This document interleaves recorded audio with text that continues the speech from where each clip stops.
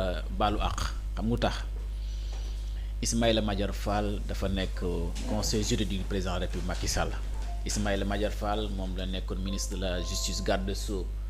nekkoon fi ministre des affaires étrangères et du Sénégal de l'extérieur yépp ay ndomb tànk yu mu am mais saa yow bu génnee télé rek day juum ci ay communication léegi nag droit de journalisme waaw constitution de journalisme mën nga jàng lool droit am xam-xam lool di jàngale waaye communication am na boo ko defee des fois dafay juum day juum lool parce que boo xoolee bi jamono ju ñuy wax ci affaire mooy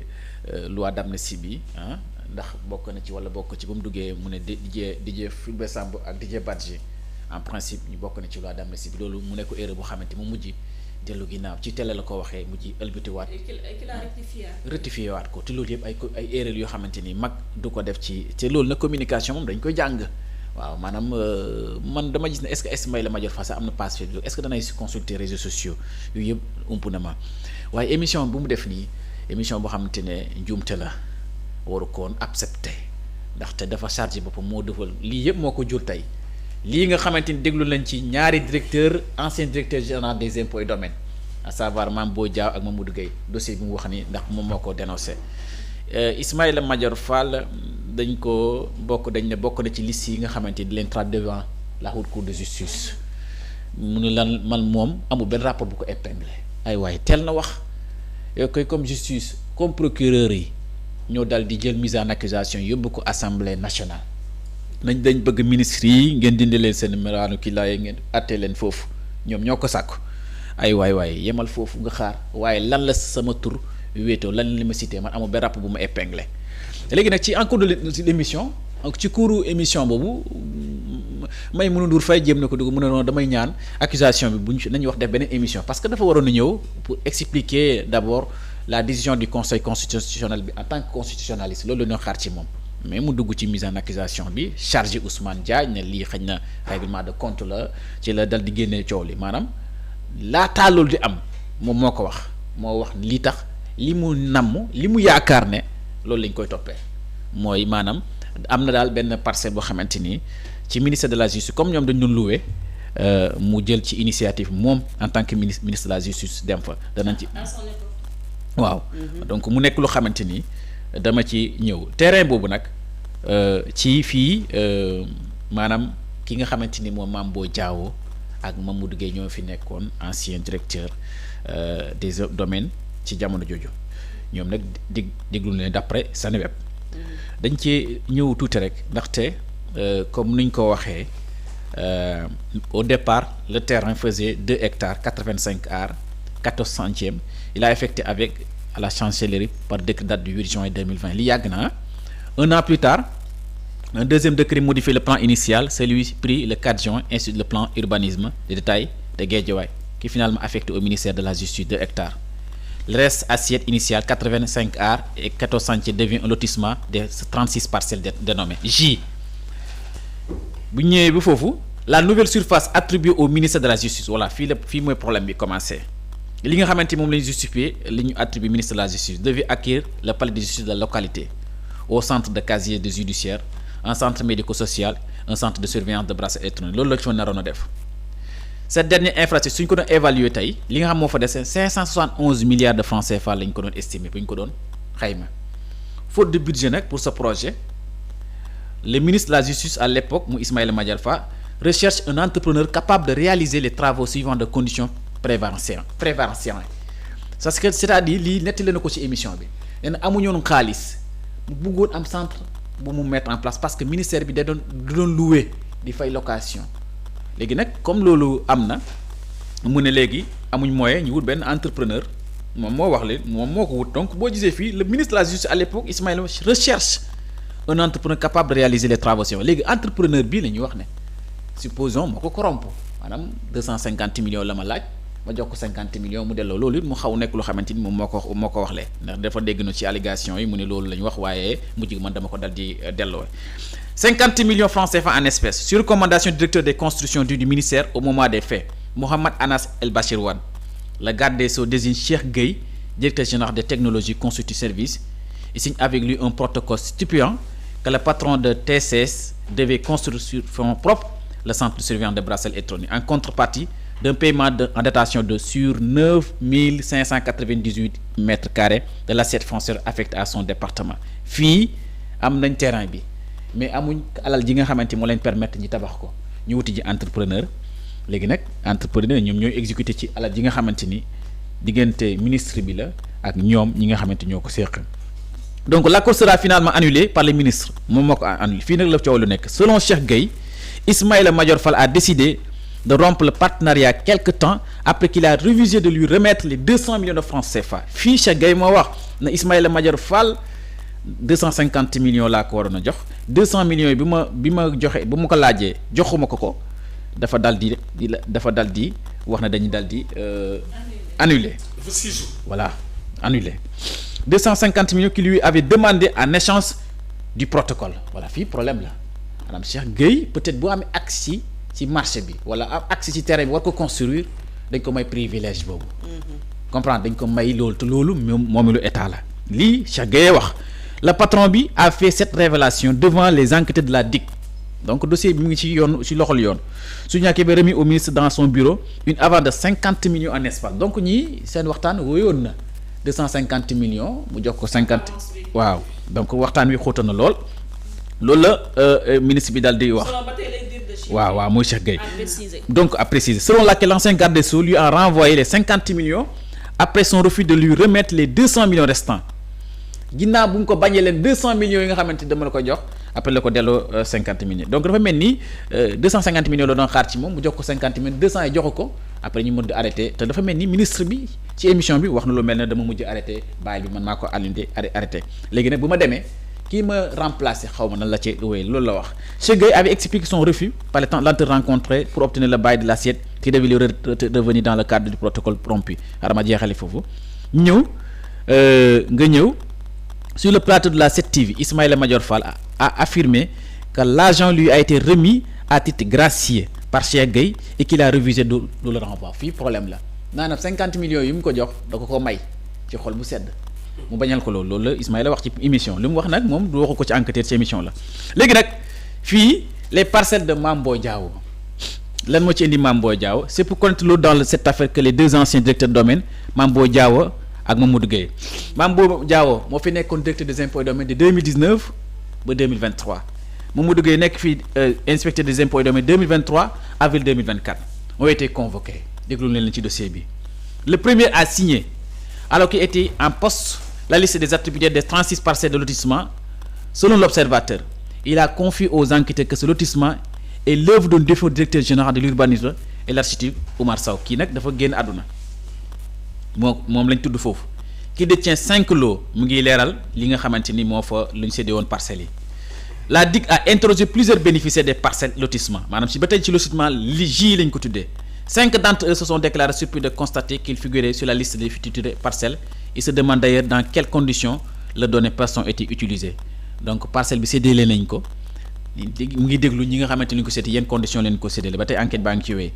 bu ñëwee ci Mamadou Gueye notification et les baux ndax fa mel ni moom dañ ko accuser ne moom moo joxe bagages yi moo joxe bail bi moo joxe baux yi waaw à propos des faux baux attachés aux 36 parcelles Mame Boye Diao a déclaré que c'est son successeur Mamadou Gueye qui a signé les titres voilà foofu la coow la amee nag Mame Boye Diao moo ne Mamadou Gueye moo ko signé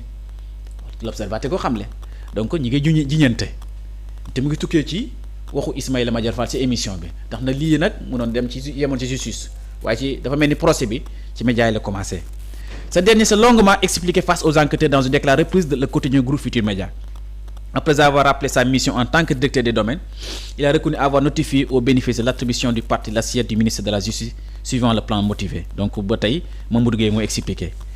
C'est sur la base de ce plan modifié que le directeur des domaines que je suis a pu faire la notification pour des personnes dont je n'ai pas en tête l'identifier. Donc ba tey Mamadou Gueye mooy wax te ki muy wax nag kooku directeur de ki nga xamante ni moom mooy nekk directeur de domaine bi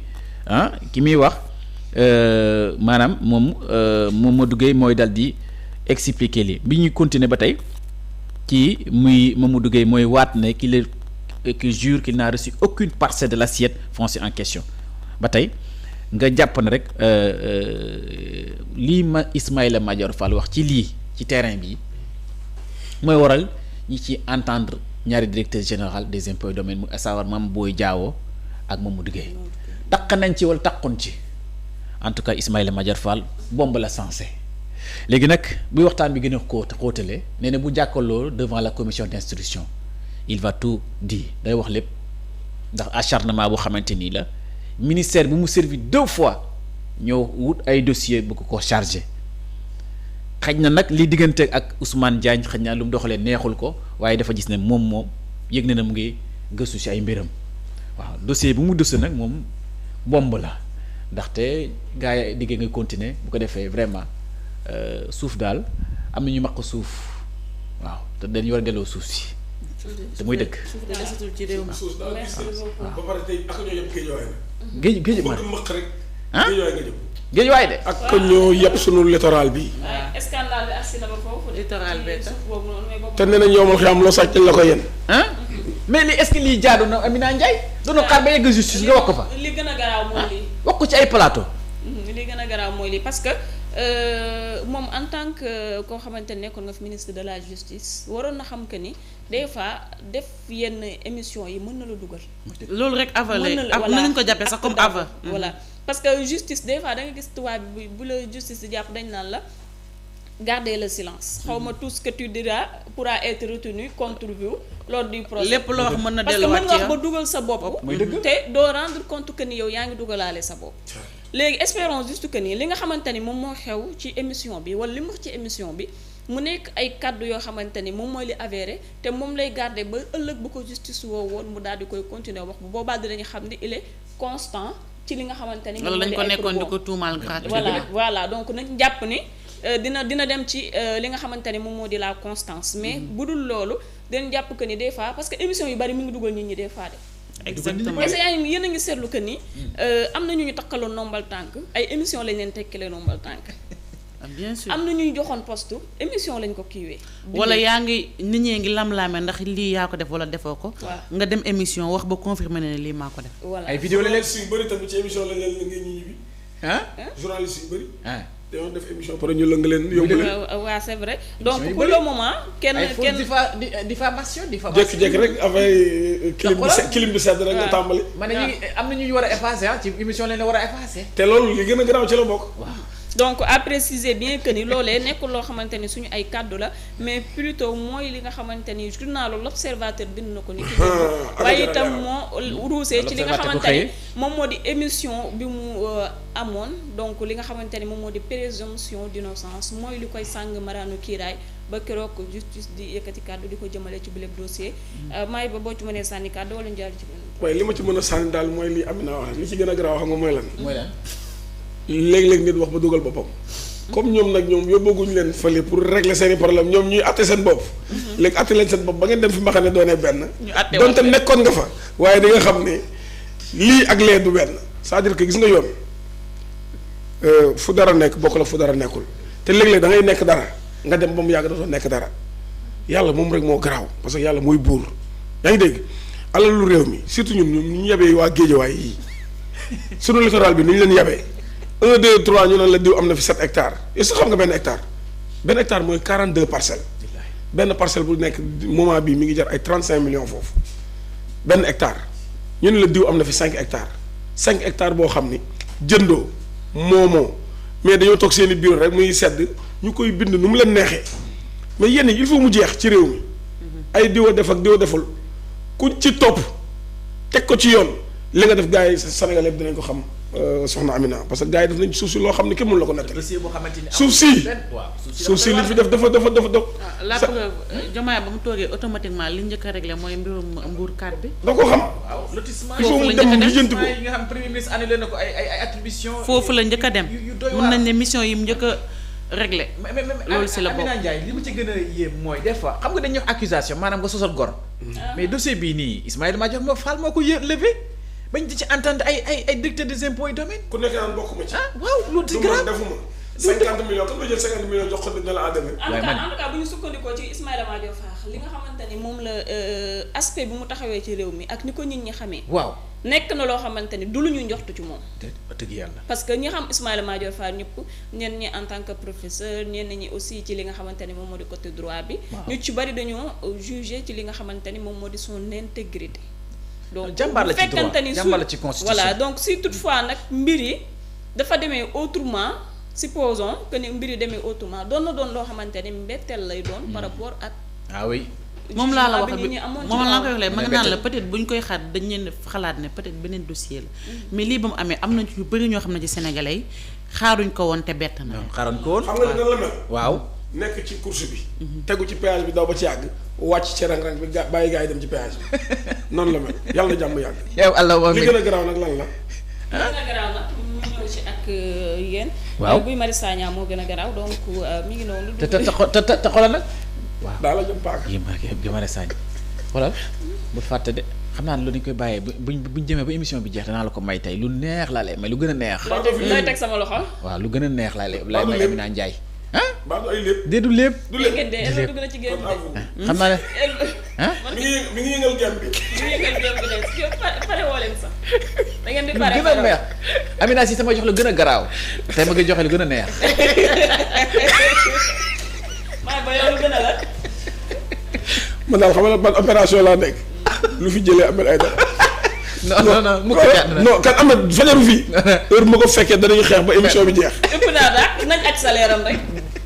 Ahmed ku liggéey lu muy fayee ko. loolu nañ aj salaire am. oui ma ñaari weer a ngi nii daanaka liggéey.